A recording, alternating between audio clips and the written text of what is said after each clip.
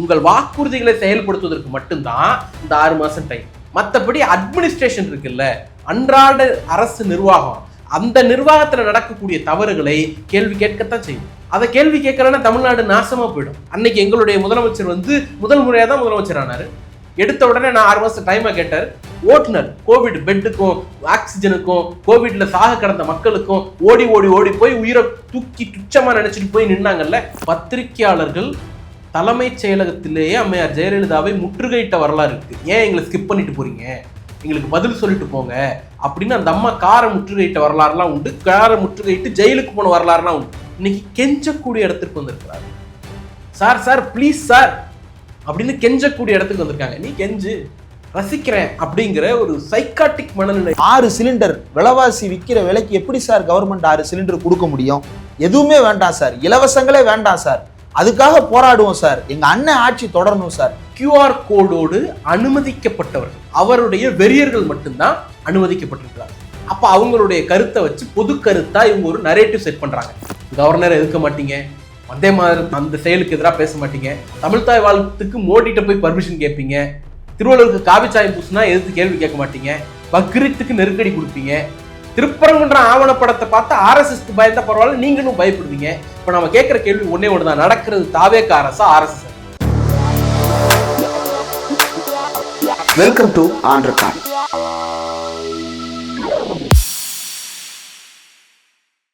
Welcome to on record. இன்றைக்கு நம்மோடு நேர்காணலுக்காக சிறப்பு விருந்தினராக திராவிட முன்னேற்ற கழகத்தினுடைய செய்தி தொடர்பு துணை செயலாளர், எழுத்தாளர், ஆய்வாளர் சூர்யா கிருஷ்ணமூர்த்தி அவர்கள் இணைந்திருக்கிறார். அவரோடு பேசலாம். வணக்கம். வணக்கம். தமிழ்நாட்டு முதலமைச்சர் நேற்றைக்கு திருச்சி கிழக்கு தொகுதியில் நன்றி தெரிவிக்கவோ அல்லது ஏதோ ஒரு காரணத்திற்காக அங்கு போனவர் நிறைய விஷயங்கள் குறித்து பேசியிருக்கிறார். இதுவரை முதல்வர் பத்திரிகையாளர்களே சந்திக்கவில்லை, பேசவே இல்லைன்னு விமர்சனங்கள் வந்த நிலையில் முதல் முறையாக தன் மீது வைக்கப்பட்ட பல்வேறு விமர்சனங்களுக்கு பதிலளிக்கும் வகையில் அவர் பல கருத்துக்களை பேசியிருக்கிறார். அந்த வீடியோ பார்த்தீங்களா? பார்த்துருப்பீங்க. இந்த வீடியோ நீங்கள் வேணால் ப்ளே பண்ணி பாருங்கள். தன் மீதான விமர்சனத்திற்கு பதிலளிக்கும் விதமாக வைக்கப்பட்ட விமர்சனம் என்ன, அவர் கொடுத்த பதில் என்ன. கவர்ச்சின்னு சொன்னீங்க, அவர் அதுக்கு பதில் சொல்கிறாரு. வேற அப்புறம் வாயில் ஏதாவது வந்துரும்னு சொன்னார். என்ன பிரச்சனை அப்படின்னா, இன்னைக்கு the most powerful person in தமிழ்நாடுங்கிற ஒரு சீட்டில் நீங்கள் உட்காந்துருக்கீங்க. ஆட்சி அதிகாரம், நிர்வாகம், காவல்துறை ஒட்டுமொத்தமாக உங்கள் கட்டுப்பாட்டில் இருக்குது. பெண்கள் நலன் உட்பட அனைத்தும் உங்கள் கட்டுப்பாட்டில் இருக்குது. உங்கள் கட்டுப்பாட்டில் எல்லாத்தையும் வச்சுக்கிட்டு ஆட்சிக்கு 20 நாளைக்கு பிறகும் நீங்கள் இன்னொரு கட்சியை, எதிர்கட்சியை குற்றஞ்சாட்டி தான் அரசியல் பண்ணுவேன் அப்படின்னா அதுக்கு பேர் கோழைத்தனம். சினிமாவில் மட்டும்தான் நான் ஹீரோ, நடைமுறையில் நான் கோழை அப்படிங்கிறதே நீங்கள் கன்ஃபஸ் பண்ணுறீங்க, கமிட் பண்ணுறீங்க அப்படின்னு அர்த்தம். இன்னொரு முக்கியமான விஷயம், ரிப்பீட்டடாக இந்த மாடல் ஏதோ புது மாடல் கிடையாது. இவர் பயன்படுத்துகிற அந்த அரசியல் உத்தி புதுசு கிடையாது. அது அவரோட குருநாதர்கிட்டேருந்து வருது, மோடிக்கிட்டேருந்து வருது. மோடி தான் எதுக்கு எடுத்தாலும் நேராக ஒரு நம்ம ஆள் நேருக்கிட்ட போயிடுவாப்புல, இடையிலலாம் கிடையாது. இந்த மன்மோகன் சிங் இருந்தார், நரசிம்மராவ் இருந்தார், வாஜ்பாய் கொஞ்ச நாள் இருந்தார், நேராக நேருக்கிட்ட தான் அங்கேருந்து ஆரம்பிக்கிறது. அந்த மாதிரி இவருக்கு எதுக்கு எடுத்தாலும் திமுக கிட்ட வர்றது அப்படிங்கிறது இவருடைய இயல்பாயிடுச்சு. நீங்கள் இந்த அடிப்படை குணாதிசயங்கள்லாம் பாருங்களேன். பத்திரிகைகளை கண்டா தெரிச்சு ஓடுறது, இமேஜ்க்கு முக்கியத்துவம் கொடுக்கறது, இமேஜ் சென்ட்ரிக்காக ப்ரொபகேண்டாவை கன்ஸ்ட்ரக்ட் பண்ணுறது, அப்புறம் எதிர்கட்சிகளை மட்டுமே குற்றஞ்சாட்டி தன்னுடைய தவறுகளை பற்றி எந்த பதிலும் சொல்லாது, எவ்வளவு கொந்தளிப்பாக இருந்தாலும் கேட்கிற கேள்வியை தவிர மற்ற எல்லாத்தையும் பேசுறது. இதெல்லாம் அப்படியே யாருக்கு பொருந்தும்னா மோடிக்கு பொருந்தும். மோடிக்கு அடுத்து அது விஜய்க்கு பொருந்தது. அப்போ நான் என்ன கேட்குறேன், இதெல்லாம் பார்த்து பார்த்து பழகிட்டோம் விஜய் சார். கிட்டத்தட்ட 10 வருஷம் 12 வருஷமா மோடி இதெல்லாம் பண்ணி அறதப்பழைய டெக்னிக். அந்த டெக்னிக்கை இன்னமும் நீங்கள் யூஸ் பண்ணிட்டு இருக்காதீங்க, கொஞ்சம் டெக்னிக்கை மாற்றுங்க, ஏதாவது புதுசாக ட்ரை பண்ணுங்க அப்படிங்கிற. இல்லை, மோடி தன்னை வலிமையானவனாக பொசிஷன் பண்ணிக்கிட்டாரு. அதற்கு பிறகு கடைசி நேரத்தில் தான் அவர் எளிமைன்றத எடுத்துக்கிட்டாரு. இவர் நான் ஒரு கோட்டு சூட்டு போடக்கூடாதா, நான் ரொம்ப எளிமையாக தானே இருக்கேன், கருப்பு வெள்ளையாக நான் இருக்கேன், பிளாக் அண்ட் ஒயிட்டாக நான் இருக்கேன், பிளாக்குக்கு அர்த்தம் உங்களுக்கே தெரியும் அப்படின்லாம் அவர் ஸ்லாகிக்கிறாரு. அந்த இமேஜ் எப்படி புரிஞ்சுக்கிறது? புரியல. உங்களை நோக்கி கேட்கப்பட்ட கேள்வி என்ன? உங்களை நோக்கி தமிழ்நாடு முழுக்க அரசியல் கட்சிகள் கேட்கிற கேள்வி ரொம்ப ரொம்ப ரொம்ப ரொம்ப கம்மி. எனக்கு தெரிந்து எங்களுடைய கழகத் தலைவர் 2 அறிக்கையோ 3 அறிக்கையோ தான் உங்களை கொஸ்டின் பண்ணி வெளியிட்டிருக்கிறார். சட்டம் ஒழுங்கு குறித்து சில அறிக்கைகளை எங்களுடைய இளம் தலைவர், எதிர்கட்சி தலைவர் வெளியிட்டிருக்கிறார். அதை தாண்டி தீவிரமான எதிர்ப்போ போராட்டங்களோ அல்லது சுட்டிக்காட்டலோ கூட திமுகவிடம் இருந்து வரல. 6 மாசம் பேச மாட்டேன்னு சொல்லிட்டு எதுக்கு இவ்வளவு அதுக்கு தான் இவ்வளவு பொறுமையா இருக்கோங்கிற. 6 மாசம் பேச மாட்டோங்கிறது எதுக்கு சார்? 6 மாசம் பேச மாட்டோம் அப்படிங்கிறது, உங்களை அப்சர்வ் பண்ணுவோம் அப்படிங்கிறது, நீங்க பக்கம் பக்கமா அச்சடிச்சு கொடுத்தீங்கல்ல, நான் இதெல்லாம் பண்ணுவேன், நான் வந்த உடனே இது எல்லாத்தையும் செஞ்சு முடிப்பேன், கஜானால காசு இல்லைங்கிறதெல்லாம் பொய், அவங்களுக்கு போற கமிஷனை கட் பண்ணாலே எல்லாத்தையும் என்னால செஞ்சிட முடியும் அப்படின்னு ஒரு கதை விட்டீங்கல்ல. அறகுறையா செய்ய மாட்டேன், ஒன்னு சொல்லிட்டு பாதி செய்ய மாட்டேன், முழுசா செய்வேன், வந்த உடனே செய்வேன் அப்படின்னு ஒரு பட்டியல் வாசிச்சீங்கல்ல. அந்த பட்டியலை செயல்படுத்துறதுக்கு, உங்கள் வாக்குறுதிகளை செயல்படுத்துவதற்கு மட்டும்தான் இந்த 6 மாசம் டைம், 6 மாசம் வெயிட் பண்ணுவோம் அப்படிங்கிறது. மற்றபடி அட்மினிஸ்ட்ரேஷன் இருக்குல்ல, அன்றாட அரசு நிர்வாகம், அந்த நிர்வாகத்துல நடக்கக்கூடிய தவறுகளை கேள்வி கேட்கத்தான் செய்வோம். அதை கேள்வி கேட்கலன்னா தமிழ்நாடு நாசமா போயிடும்.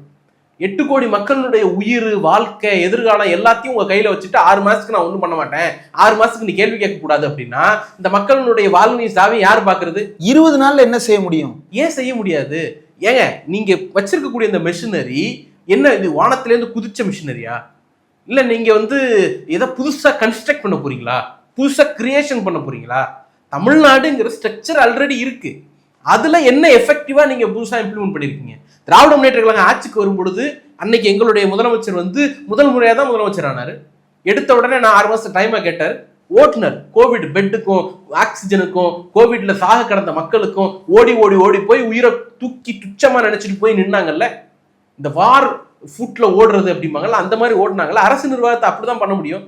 6 மாசம் வெயிட் பண்ணுன்னா 8 கோடி மக்களுடைய வாழ்க்கை சம்பந்தப்பட்ட அதிகாரத்தை கையில வச்சுட்டு 6 மாசம் வெயிட் பண்ணுன்னா என்ன அர்த்தம்? நாங்க வெயிட் பண்றோம் சார், நாங்க 6 மாசம் வெயிட் பண்றோம், எதையும் கேள்வி கேட்கல, இதுக்கு பதில் சொல்லுங்க.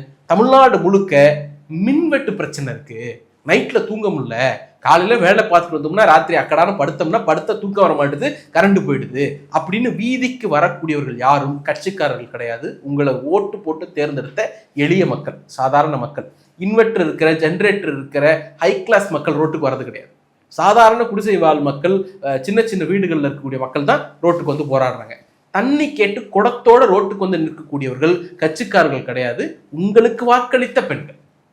இல்ல உண்மைதானே? அடுத்து வாங்க அப்படியே. இன்னைக்கு தமிழ்நாடு தான் இந்தியாவிலேயே பொது போக்குவரத்து, பேருந்து போக்குவரத்துக்கு தலை சிறந்த மாநிலம்னா தமிழ்நாடு தான். நம்ம தான் ஃப்ரண்ட் ரன்னர், நம்ம தான் அடையாளம், நம்ம தான் மாடல் அப்படின்னு இருக்கக்கூடிய ஒரு ஸ்டேட்ல எல்லா பஸ் ஸ்டாண்ட்லயும் பிரச்சனை நடக்குது. ஒன்று பேருந்து டிலேவா வருது, இல்லை பேருந்துகள் சரியா இயக்கப்படலை, ஃப்ரீக்குவன்சி குறைஞ்சிருக்கு, கூட்டம் அதிகமா இருக்கு, அந்த கூட்டத்துக்கு ஏற்ற மாதிரியான பேருந்துகள் இல்லை. கேட்டா வால்வோ பஸ்னா என்னன்னு தெரியாத ஒருத்தர் போக்குவரத்துறை அமைச்சரா இருக்கிறாரு. இன்னும் சில இடங்கள்ல என்ன குற்றச்சாட்டு வைக்கிறாங்க, அரசு பேருந்துகள்லயே கூடுதல் கட்டணம் வாங்குறாங்க, பிளாக்ல வாங்குறாங்க அப்படிங்கிற வீடியோ இன்னைக்கு வைரல் ஆயிட்டு இருக்கு. இந்த போக்குவரத்துக்காக ரோட்ல இறங்கி போராடக்கூடிய மக்களோ மாணவர்களோ கட்சிக்காரர்கள் கிடையாது, அவங்க திமுக அதிமுக காரர்கள் கிடையாது, உங்களுக்கு ஓட்டு போட்ட சராசரி பொதுமக்கள். இப்ப நாங்க அமைதியா இருப்போம் சார். கரண்ட் வேணும்னு கேட்கக்கூடிய மக்கள் எப்படி அமைதியா இருப்பாங்க? அவங்கள நோக்கி அமைதியா இருங்கிறீங்களா? தண்ணி வேணும்னு கேட்கக்கூடிய மக்களை நோக்கி அமைதியா இருங்கிறீங்களா? பஸ்ஸை சரியா விடுன்னு கேட்கக்கூடிய மக்களை நோக்கி அமைதியா இருக்கிறீங்களா? உங்களை திமுகவோ அதிமுகவோ கடுமையா தாக்கல, பொதுமக்கள் தான் உங்கள் மீது நம்பிக்கை இல்லாமலும் உங்களுடைய 20 நாள் ஆட்சியில சந்தி சிரிச்சு தங்களுடைய சஃபகேஷன் இருக்குல்ல, தங்களுடைய இன்கன்வீனியன்ஸ், அந்த அந்த அந்த பிரச்சனைகளை உங்ககிட்ட கொட்டுறதுக்காக ரோட்ல நிக்கிறாங்க. அவங்கள நோக்கி நீங்க சொல்றீங்க அமைதியாரு, 6 மாசம் டைம் கொடு அப்படிங்கிறீங்க. அடிப்படையில மக்களுடைய பேசிக் பிரச்சனையை தீர்த்து வைக்கிறதுக்கு கூட 6 மாசம் டைம் வேணும்னா எதுக்கு ஆட்சிக்கு பிடிச்சிங்க? எதுக்கு அரசியலுக்கு வந்தீங்க? இன்னமும் நீங்க பனையூர்ல படுத்து தூங்குன மாதிரி இன்னைக்கு முதலமைச்சர் சீட்ல படுத்து தூங்குறீங்களா? அந்த கேள்வி இயல்பா வருது இல்ல. என்ன எஃபெக்டிவா பண்ணீங்க இந்த 20 நாள்ல? நான் புதுசா இதை கிரியேட் பண்ணேன் சொல்ல முடியுமா? உங்களுக்கு ஜெகதீஷ் உங்க மேலாளர் வீட்டு விசேஷத்துக்கு போறதுக்கு டைம் இருக்கு, சிங்கம்பெண் அதிரடி படைய தொடங்கி வைக்கிறதுக்கு டைம் இல்லை. அப்படி இருக்கும் பொழுது நீங்க என்ன பண்றீங்க? கிளம்பி வர்றது, சிஎம் சீட்ல உட்காந்து தூங்குறது. இதுக்கு பனையூர்லேயே தூங்கிட்டு போயிடலாமே. கடந்த ஆட்சி காலத்துல சட்டமன்ற ரீதியாகவும் அலுவல் ரீதியாகவும் பல்வேறு பணிகளை ரொம்ப பக்கத்துல இருந்து நீங்க பார்த்துருக்கீங்க, மேற்கொண்டிருக்கீங்க. இப்ப சட்டப்பேரவையை சேர்ந்த எம்எல்ஏக்களோ அல்லது அமைச்சர்களோ மக்களை நேரடியாக பதில் சொல்ல முடியாது, ஊடகங்கள் மூலமாக தான் பதில் சொல்ல முடியும். எந்த கேள்வி கேட்டாலும் இப்போ கச்சத்தீவு விவகாரம் குறித்து சவுத்தில் இருக்கக்கூடிய ஒரு மினிஸ்டர்கிட்ட தான் கேட்க முடியும். அவர் மீன்வளத்துறை அப்படின்றதுனால அவரிடம் போய் கேட்கிறாங்க. நோ கமெண்ட்ஸ்னு பக்கத்துல இருந்து ஒருத்தர் சொல்றாரு. வள்ளுவருக்கு காவி உடை போடப்பட்டதை பற்றி அதே அமைச்சர்கிட்ட கேட்கும்போது நான் வேற ஒரு தருணத்துல சொல்றேன் அப்படின்னு பதில் சொல்றாரு. இந்த பதில்களை எப்படி பாக்குறீங்க? முதல்வர் விஜய் பதில் சொல்றது இல்லை, இவங்க பத்திரிகையாளர்களை சந்திக்கிறாங்க, ஆனா நோ கமெண்ட்ஸ் சொல்றாங்க. இன்னொரு பக்கம் அமைச்சர் கீர்த்தனா ரொம்ப இளம் வயது எம்எல்ஏ, ரீல்ஸ் மூலமாக கமர்ஷியலாக இருக்கக்கூடிய என்டர்பிரைசஸையும் இண்டஸ்ட்ரீஸையும் ஈர்ப்பதற்காக அவர் முயற்சி செய்து கொண்டிருக்கிறாருன்னு சொன்னவங்க நேற்று பத்திரிகையாளர்களை பார்த்தோன்னே டக்குன்னு லெஃப்ட் எடுத்து அவங்க வேக வேகமாக குடுகுடுன்னு ஓடிட்டாங்க. அமைச்சர்களுடைய இந்த ஆட்டிடியூடை எப்படி பாக்குறீங்க? இதற்கு முன்பு இது எப்படி இருந்திருக்கு ஏடிஎம்கே டிஎம்கே பீரியட்ஸ்ல? எல்லா காலகட்டங்கள்லயும் அமைச்சர்கள் தங்களுடைய அன்றாட பிரச்சனைகள் குறித்து பொதுமக்கள் கேட்கிற கேள்விகளை ஊடகங்கள் வாயிலா பதிலளிப்பதுங்கிறது சாதாரணம். அவங்களுக்கெல்லாம் ஒரு கள அனுபவம் இருக்கும். பொலிட்டிக்கலா அவங்க மக்களோட இருந்து பழகினவங்க. கள அனுபவம்னா அவங்க முதல் முறை எம்எல்ஏவா இருப்பாங்க, முதல் முறை அமைச்சரா இருப்பாங்க, ஆனாலும் எஃபெக்டிவா ஹேண்டில் பண்ணுவாங்க. ஏன்னா அவங்க மக்களோட புழங்கி மக்களோட வாழ்ந்து மக்கள் பிரச்சனைகளை கேட்டு பழகி வந்தவங்க. எதிர்கட்சியிலே ஆளுங்கட்சியிலே இருந்து திடீர்னு வானத்திலேருந்து குதிச்சுட்டு நேற்று வரைக்கும் பிளாக் டிக்கெட் வச்சுட்டு இன்னைக்கு திடீர்னு இந்த இடத்துக்கு உட்காந்துட்டோம் அப்படின்னா இந்த மாதிரி சிரமங்கள் ஏற்படுவது தவிர்க்க முடியாது தான். ஆனா எனக்கு என்ன ஆச்சரியம்னா, ஜெயலலிதாவினுடைய உங்க சீனியர் ஜேர்னலிஸ்ட்லாம் கேட்டு பாருங்க, சொல்லுவாங்க அம்மையார் ஜெயலலிதாவுடைய 91-96 ஆட்சியா இருக்கலாம், 2001-2006 ஆட்சியா இருக்கலாம், அவங்க பர்பஸா ஊடகங்களை தவிர்க்கப்பட்ட போது ஊடகங்கள் இன்னைக்கு இருக்கிற மாதிரி அமைதியா கடந்து போகல. அதற்கு பிறகு அவங்களுக்கு ஜிங்ஜாங் போட்டுட்டு இல்லை, எதிர்த்து கேள்வி கேட்டாங்க.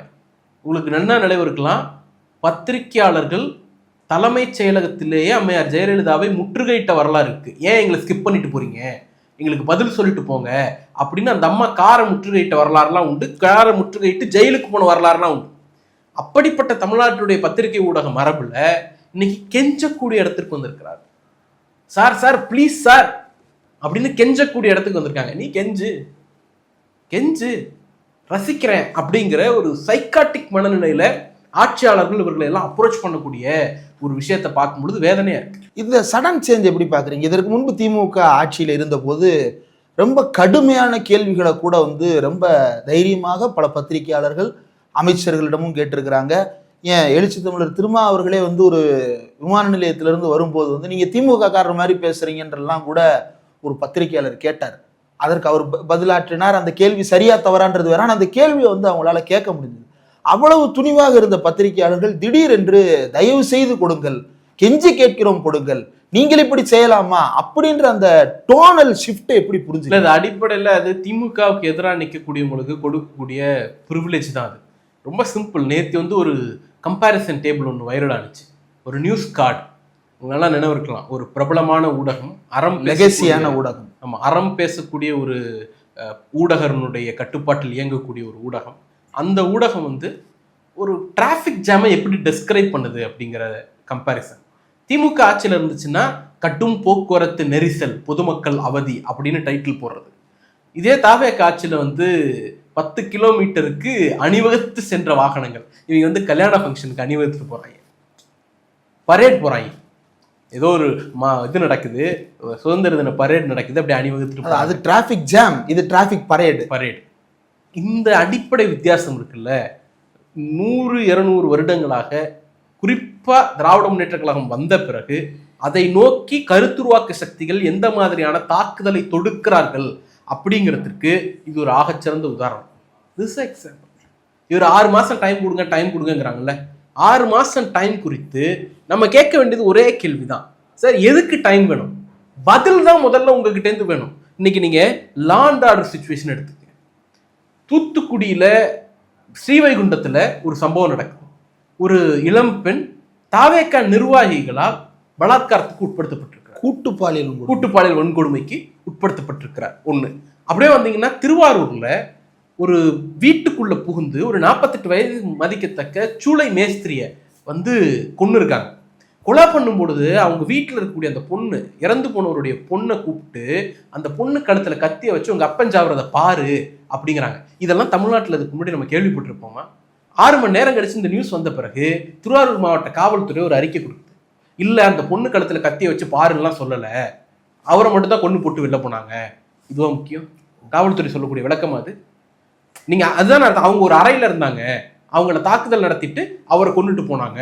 அப்போ யாரை பிடிச்சோம் போனோம் வந்தோங்கிறதெல்லாம் அப்புறம், இதை வந்து நான் கவர்மெண்ட்டுக்கு எதிராக ஒரு செய்தி பரவிடக்கூடாது, கவர்மெண்டோட இமேஜை காப்பாற்றணும் அப்படிங்கிறதுக்காக போய் தங்களை பலிட்டு கொள்ளக்கூடிய இடத்துக்கு காவல்துறை நகர்ந்திருக்கிறது அப்படிங்கிறத பார்க்கணும். நீங்க அப்படியே வாங்க, நாமக்கல்ல 3 வயசு பொண்ணு இன்னைக்கு தச்சநல்லூர், திருநெல்வேலி தச்சநல்லூர்ல ஒரு சாலையில நடந்து போயிட்டு இருந்த சிறுமி அப்படியே சென்னையில கஞ்சா பிரச்சனையை தட்டி கேட்டாருங்கிற ஒரு காரணத்துக்காக ஒரு இளைஞரை அம்மிக்கல்ல போட்டு பாட்டிலால் அடிச்சு ஒரு கும்பல் கொண்டிருக்கு.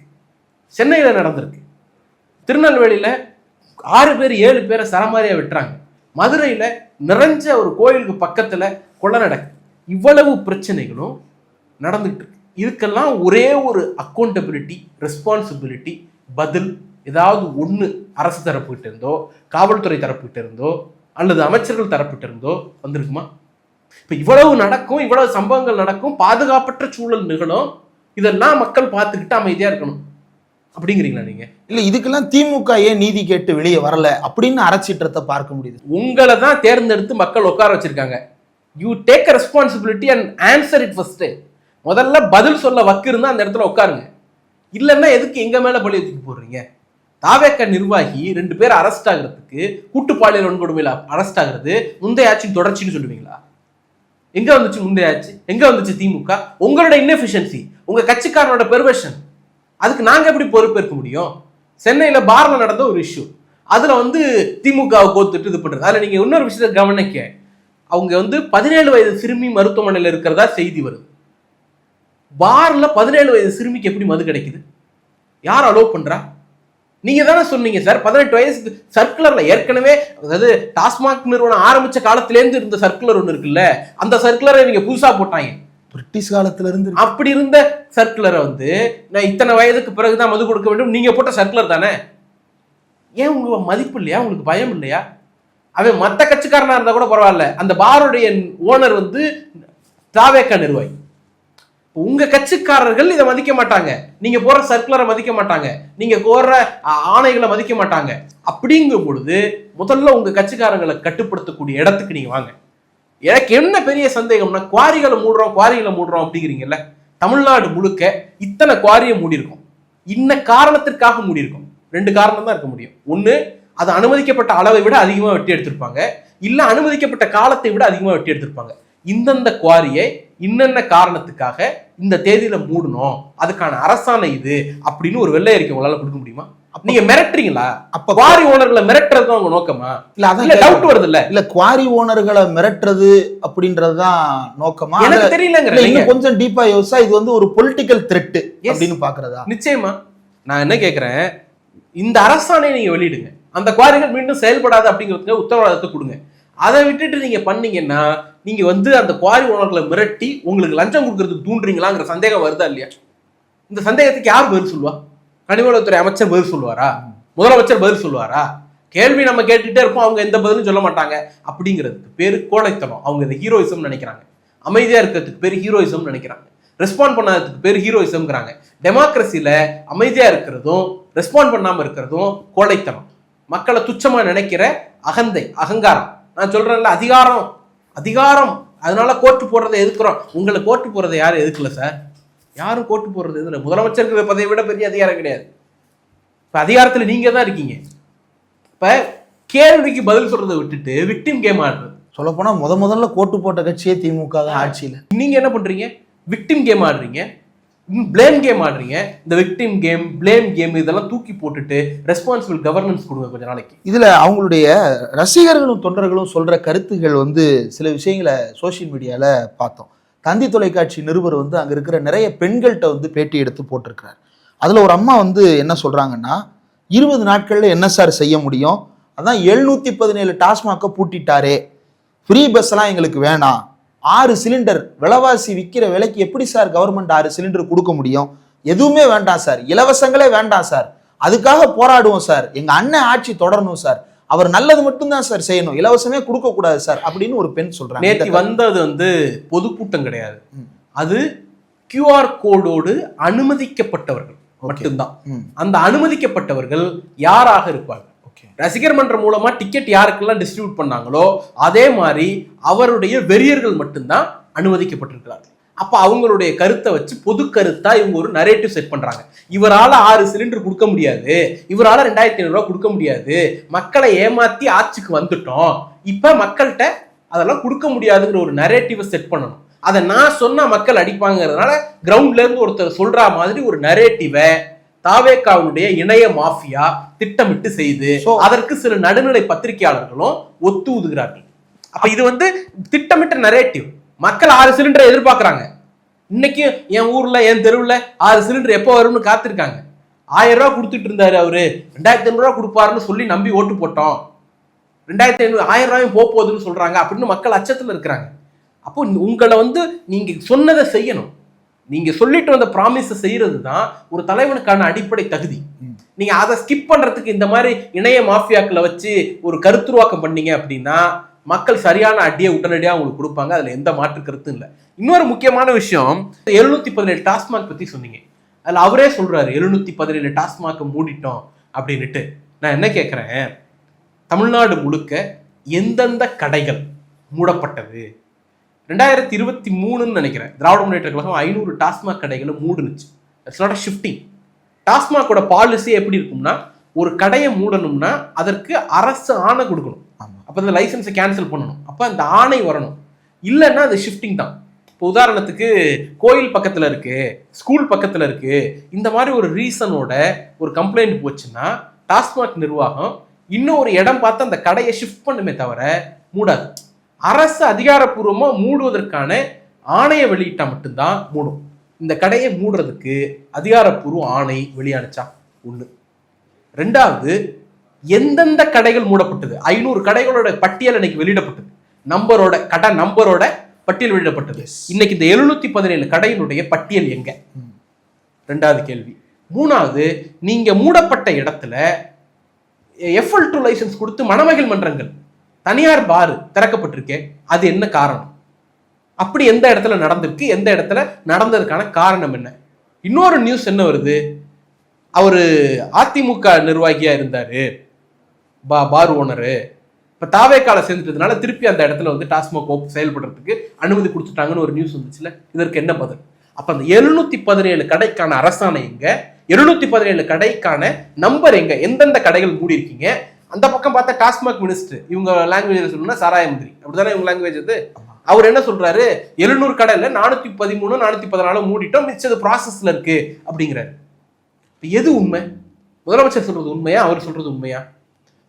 வெளிப்படையா டிக்ளேர் பண்றதுல எது உங்களை தடுக்குது? 414 தான் க்ளோஸ்டு, மீதி இது ப்ராசஸ்ல இருக்கு அப்படின்னா they are not being closed, they are being shiftedன்றத அவர் ஒத்துக்கிறாரா? இந்த 414 க்ளோஸ்டா ஷிஃப்டடான்னு நமக்கு தெரியாது. ஏன்னா க்ளோசிங்னா அது வந்து ஒரே ஆர்டர் சிங்கிள் டேல க்ளோஸ் பண்ணிடலாம். கரெக்ட். ஷிஃப்டிங்க்கு தான் அந்த கடைகளை ஐடென்டிஃபை பண்ணி ஒரு ஜியோல இந்த கடைகளை நாங்க க்ளோஸ் பண்றோம்னு போட்டு போயிடலாம்.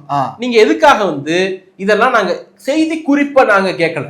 நான் கேட்கறது அரசுடைய ஆணை, கவர்மெண்ட் ஆர்டர். அந்த கவர்மெண்ட் ஆர்டர் எங்க? அதை வெளியிடுறதுல உங்களுக்கு என்ன தயக்கம்? இன்னொரு முக்கியமான விஷயம், இதை வந்து அந்த கடைகளுடைய நம்பர், மூடப்பட்ட கடைகளுடைய நம்பரையும் அட்ரஸையும் ஏன் வெளியிடப்படும்? இந்த 2 கேள்வி இயல்பா வருது இல்ல. அது எல்லாமே சும்மா நான் மூடிட்டேன் அப்படின்னு சீன் காட்டுறதா இங்க வேலை நடக்காது. இதுவுமே கூட ஒரு வகையான பேரமோன்னு பயமா இருக்கு. பார் ஓனர்களை மிரட்டி அல்லது கடைக்கு பக்கத்துல கடை நடத்தக்கூடியவர்களை மிரட்டி உங்க பக்கம் நகர்த்துறதுக்கான ஒரு பேரமா அப்படிங்கிற சந்தேகத்தை தவிர்க்க முடியல. என்ன இது டவுட் யாருக்கு வேணாலும் வரலாம், நீங்க பதில் சொல்ல வேண்டியது உங்க கடமை. இன்னொரு பெண் வந்து பேசுறாங்க, இந்த மாதிரியான ஒரு உளவியல் சிந்தனை முறையை வந்து திராவிட இயக்க பார்வையில எப்படி புரிஞ்சுக்கிறதுன்றதுக்காக கேட்கிறேன்.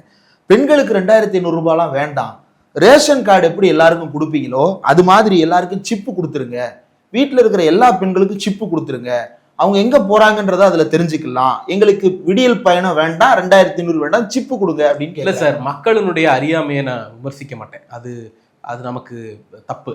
ஆனா அதுல அவங்க சொல்லக்கூடிய அந்த 2500 ரூபாய் வேணாங்கிறது இருக்குல்ல, அதுதான் தாவேகா இணைய கூலிப்படையினுடைய டூல் கிட்.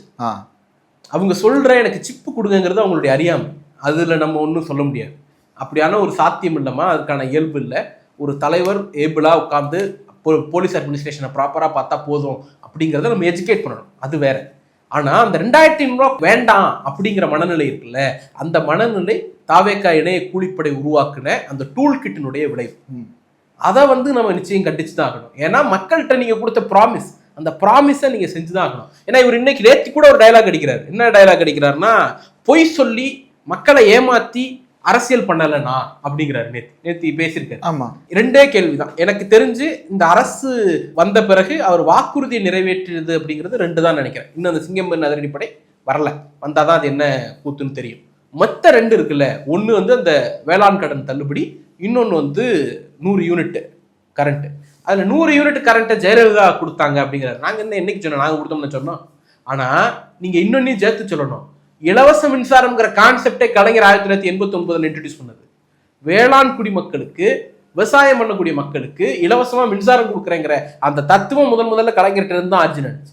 அதுதான் கன்சியூமருக்கு, டொமஸ்டிக் கன்சியூமருக்கு 100 யூனிட் அந்த அம்மா காலத்தில் வந்துச்சு. நம்ம அதை கண்டினியூ பண்ணோம். நீங்கள் என்ன சொன்னீங்க? 200 யூனிட் ஒரு மாசத்துக்கு எல்லாருக்கும் ஃப்ரீ. 200 யூனிட்டுங்கிறத 500 யூனிட்டுக்கு வரைக்கும் தான் ஒரு ஸ்லாப் போட்டீங்க. அப்போ எல்லாருக்குங்கிறது இல்லாமல் போயிடுச்சு. 2 மாசத்துக்கு அப்படின்னு மாத்தினீங்க. நீங்க சொன்னது 1 மாசத்துக்கு. அப்ப நீங்க என்ன சொல்றீங்க? 200 யூனிட்டை நான் ஃப்ரீயா கொடுப்பேன்ப்பா, எல்லாருக்கும் கொடுப்பேன், 1 மாசத்துக்கு கொடுப்பேன், ஒவ்வொரு மாசமும் கொடுப்பேன் அப்படின்னு. ஆனா செஞ்சது என்ன? 500 யூனிட் வரைக்கும் தான், ஒவ்வொரு மாசத்துக்குங்கிறது 2 மாசம் ஆயிடுச்சு. அப்ப எந்த வகையிலும் உங்க ப்ராமிஸை நீங்க ஃபுல்ஃபில் பண்ணல. அப்ப இது வந்து செயல்முறைக்கே வரல. ஏற்கனவே இருந்த 100 யூனிட் தான் கண்டினியூ ஆகுது. கொஞ்சம் எக்ஸெப்ஷன் ஒரு சின்ன செக்ஷனுக்கு. அதையும் கூட என்ன பண்ணிட்டீங்க? 200 யூனிட்டுக்கு மேல இருந்தா அந்த ஸ்லாப் வந்து 4.07 ஸ்லாப்லயே வச்சுக்கிறது. அப்ப என்ன அர்த்தம்னா, ரொம்ப பிளைனா ஃபேக்ட் சொல்லணும்னா, முன்னாடி நீங்க ஒரு 300 யூனிட் ஓட்டிருந்தீங்கன்னா வர பில்லு இன்னைக்கு ஏறக்குறைய அதே வந்துடும். முன்னாடி 400 யூனிட் ஓட்டிருந்தீங்கன்னா இன்னைக்கு பில்லு கூட வரும். அப்படிங்கிற ஒரு துரதிருஷ்டமான நிலையை வந்து நீங்க உருவாக்கி வச்சிருக்கீங்க. இதை வந்து நீங்க சொன்ன ப்ராமிஸா? இதுதான் போய் சொல்லாம ஏமாத்தாம ஆட்சிக்கு வந்த லட்சணமா? அடுத்து என்ன சொல்றீங்க? வேளாண் மக்களுக்கான விவசாய கடன் தள்ளுபடி சொன்னது என்ன? 5 ஏக்கருக்கு கீழே இருந்துச்சுன்னா முழு கடன் தள்ளுபடி, 5 ஏக்கருக்கு மேல இருந்துச்சுன்னா 50% தள்ளுபடி. சிறு குறு விவசாயிகள் 2 பேருமே இந்த 5 ஏக்கருக்குள்ளதான் வருவாங்க. அப்புறம் நீ சிறுன்னு பிரிக்கிற, குறுன்னு பிரிக்கிற, பெரு விவசாயின்னு பிரிச்சுட்டு 1 லட்சம் ரூபாய்க்கு மேல கடன் வாங்கியிருந்தா 5000 ரூபாய் தள்ளுபடி. நீங்க என்ன பிச்சையா போடுறீங்க? பிச்சை போடுறீங்களா விவசாயிக்கு? இன்னைக்கு வந்து சொல்றீங்க, என்ன சொல்றீங்க? பினான்ஸ் மினிஸ்டர் சொல்றாரு நினைக்கிறேன், ஆர்பிஐ ரெகுலேஷன் இருக்கு. ஆர்பிஐ ரெகுலேஷன் நீங்க ஆட்சிக்கு வந்த பிறகு போட்டதா? ஆர்பிஐ ரெகுலேஷன் நீங்க ஆட்சிக்கு வரதுக்கு முன்னாடியே போட்டாச்சு. அதனாலதான் இந்த முறை திராவிட முன்னேற்ற கழகம் தேர்தல் அறிக்கையில சேர்க்கல. ஏன்னா நாங்க மக்களுக்கு ஜென்யூனா நடந்துக்கணும், போலியான வாக்குறுதி கொடுக்க கூடாது, பொய்யா மக்களை திசை திருப்ப கூடாது அப்படின்னும். நீங்க போலியா சொன்னீங்க, பொய்யா அரசியல் பண்ணீங்க, மக்களை ஏமாத்துனீங்க. இன்னைக்கு மக்கள் எதிர்பார்க்கறாங்க செய்யுங்கிறோம். ஏன் செய்ய மாட்டீங்க? செய்யலைங்கிறது கூட அப்புறம் சார். இந்த விவசாயிகள் நேரடியா உங்களை சந்திக்கிறதுக்கு தலைமைச் செயலகம் வராங்க, சந்திக்க நீங்க அனுமதிக்கல. அதே சமயம் என்ன பண்ணிட்டு இருந்தீங்க? திரைப்படத்துல இருக்கக்கூடிய, திரைப்படத்துறையில இருக்கக்கூடிய செலிபிரிட்டிஸ் கூட போட்டோ ஷூட் நடத்திட்டு இருந்தீங்க. வெங்கட் பிரபு, லோகேஷ் கனகராஜ், குஷ்பு, எல்லாரும் கூட நடந்துச்சு. உள்ள வெளியில விவசாயிகள், உங்களுக்கு ஓட்டு போட்ட விவசாயிகள் காவல்துறையால் அப்புறப்படுத்தப்பட்டார்கள். இதுதான் உங்க ஆட்சியுடைய லட்சணம். இது அப்படியே டெல்லியில வந்து கிசான் மோர்ச்சா நடத்தின போராட்டத்துல மோடி செய்து அதே பண்ணது. அப்ப நீங்க என்ன சொல்றீங்க? விவசாயி வெளில போராடிட்டு இருந்தாலும் நான் என்னுடைய சினிமா ஃப்ரெண்ட்ஸை கூப்பிட்டு செக்ரட்டரியேட்ல போட்டோ ஷூட் நடத்துவேன். ஏன்னா மக்கள் என்ன தேர்ந்தெடுத்திருக்காங்க. இதை நம்ம கேள்வி கேட்டோம்னா டக்குன்னு திருப்பி விட்டுறது. ஏன் தமிழ்நாட்டு மக்களை திட்டுறீங்க? தமிழ்நாட்டு மக்களை திட்டல, தமிழ்நாட்டு மக்களை நோக்கி கேள்வி கேட்கல, உங்களை நோக்கி தான் கேள்வி கேட்கல. உங்களை நோக்கி கேட்கிற கேள்வி ஒருபோதும் தமிழ்நாட்டை நோக்கி கேட்கிற கேள்வி அல்ல. நாங்க தான் தமிழ்நாட்டின் குரலாக இருந்து கேட்கிறோம். அதுக்கு பதில் சொல்லுங்க முதல்ல. போன ஆட்சியில வட்டி மானியம், வட்டி ஊக்கத்தொகைன்ற பேர்லயே கிட்டத்தட்ட 3002 கோடி ரூபாய் விடுவிக்கப்பட்டது. இப்போ வந்து கடன் தள்ளுபடி அப்படின்ற பேர்ல 1 லட்சம் ரூபாய்க்கு 5000 அப்படின்ற ஒரு இதை செட் பண்ணி இருக்கிறாங்க. இது விமர்சிக்கப்படுகிறது. விவசாய சங்கங்கள் தமிழ்நாடு முழுக்க போராடுறாங்க. அதுக்கு கேஸும் போட்டிருக்கிறாங்க அந்த விவசாயிகள் மேல. எஸ்டிபி கட்சியை சேர்ந்த மாநில செயலாளர் ஒருத்தர் இன்றைக்கு அதை வெளியவும் சொல்லியிருக்கிறாரு, விவசாயிகளுக்கு மேல வழக்கு போட்டிருக்கிறாங்க அப்படின்னு. ஆனா வட்டி மானியம், வட்டி ஊக்கத்தொகைனே 3000 கோடி, இங்க இருந்து தள்ளுபடியா 5000 கோடிக்கு தான். இந்த வட்டி மானியம், வட்டி ஊக்கத்தொகைன்றது வேளாண் பயிர்க்கடன்ல இல்ல. அடிப்படையில வட்டி மானியம், வட்டி ஊக்கத்தொகை அப்படிங்கிறது ஒவ்வொரு ஸ்கீம்லயும் இருக்கும். உதாரணத்துக்கு ஆனா அம்பேத்கர் தொழில் முன்னோடி திட்டம்னு நம்மள்ட்ட ஒரு திட்டம் இருக்கு. அதுல வந்து 35% வரைக்கும் மானியமா கொடுத்துருவாங்க. 1 கோடி ரூபாய் கடன் வாங்கினீங்கன்னா 35 லட்சம் ரூபாய் மானியம் ஆயிடும். மிச்சம் 65 லட்சம் ரூபாய் அரசுடைய வங்கி கடன். அந்த வங்கி கடன்ல 50%, 6% 3% வந்து வங்கியே கட்டிடும். ஐ மீன் அரசு கட்டிடும் வங்கிக்கு. அப்படிங்கிற ஒரு ஏற்பாடு. அந்த மாதிரி விவசாய கடனை பொறுத்த வரைக்கும், வேளாண் கடனை கூட்டுறவுத்துறையில, அது முன்னாடி நேஷனலைஸ்ட் பேங்க்லயும் இருந்துச்சு, மோடி வந்த பிறகு நேஷனலைஸ் பேங்க்ல இருந்து அதை எடுத்துட்டாங்கன்னு நினைக்கிறேன். இப்ப இருக்கா, நடைமுறையில் இருக்கான்னு தெரியல. இப்ப நம்ம ஒரு ஃபார்ம் லோன் வாங்குறோம்னா ப்ராப்பரா வட்டி கட்டும் பொழுது அது மானியத்துல நமக்கு ரீஇம்பர்ஸ்மெண்ட் மாதிரி பணம் வரும், ஒரு இன்சென்டிவ் மாதிரி கொடுப்பாங்க. அதை ஒவ்வொரு மாதத்துலயும் வட்டி கட்டிட்டோம் அப்படின்னா. இன்னொன்னு, வட்டியே வந்து பிற கடனோட இது குறைவு. பிற கடன் 12%, இது ஒரு 6% அப்படிங்கிற பாதி இருக்கும். அந்த மிச்ச 6% வந்து அரசு மானியமா கொடுத்தோம். அதுவே நம்ம 3000 கோடி கொடுத்தோம், இவங்க தள்ளுபடியா 2000 கோடி தான் கொடுத்துருக்காங்க. இப்ப இதெல்லாம் கேள்வி கேட்டோம்னா ஏன் தமிழ்நாட்டு மக்களை கேட்கல ராஜா, உன்னை கேட்கிறோம், வா உட்காரு பதில் சொல்லு. ஓட்டு போட்டு தேர்ந்தெடுத்த மக்களுக்கு பதில் சொல்லு, எங்களுக்கு சொல்ல வேண்டாம். நேத்தி அதை பேசி இருக்கணும்ல சார். ஒன்றும் இல்லை சார், இந்த அரசு வந்த பிறகு நாம ஒரு விஷயத்த பேசுறோம். பெட்ரோல் விலை டெய்லி ஏறிட்டு இருக்கு, டீசல் விலை டெய்லி ஏறிட்டு இருக்கு. இதை நம்ம கவனிக்கிறோம், இது விசிபிளா தெரியுது. உரவிலையும் அதற்கு ஈக்குவலண்டா ஏறுது. வேளாண் குடிமக்கள் பயன்படுத்தக்கூடிய உரங்களினுடைய விலையும் தாறுமாறா ஏறிட்டு இருக்கு. கேட்டா இவங்க அந்த யுத்தம் இந்த யுத்தம் குளோபல் கிரைசிஸ் அப்படி இப்படின்னுட்டு ஒன்றிய அரசாங்கம் பதில் சொல்லிட்டு இருக்காங்க. ஆனா அவளை காப்பாற்ற வேண்டிய பொறுப்பு யாருக்கு இருக்கு? மாநில அரசுக்கு இருக்கு. ஊக்கத்தொகை கொடுத்துருக்கணும்ல இந்நேரம், மானியம் கொடுத்துருக்கணும்ல இந்நேரம். அட்லீஸ்ட் இந்த உரவிலையை ஏற்றத்தை ரத்து பண்ணணும்னு மோடியை வலியுறுத்திருக்கணுமா இல்லையா? எதுவுமே பண்ணல. நேற்று திருச்சிக்கு போய் பேசுறீங்க, டெல்டாவினுடைய தொடக்க புள்ளிகள்ல அது ஒண்ணு, டெல்டாவினுடைய சென்டர்ல அது ஒண்ணு. வேளாண் குடிமக்கள் குவிந்திருக்கக்கூடிய ஒரு நிலப்பகுதிக்கு போய் நின்றுட்டு இது எது குறித்தும் பேசாம எழுதி கொடுத்ததை படிச்சுட்டு போறது அப்படிங்கிறது சைலன்சர் பண்ற வேலை.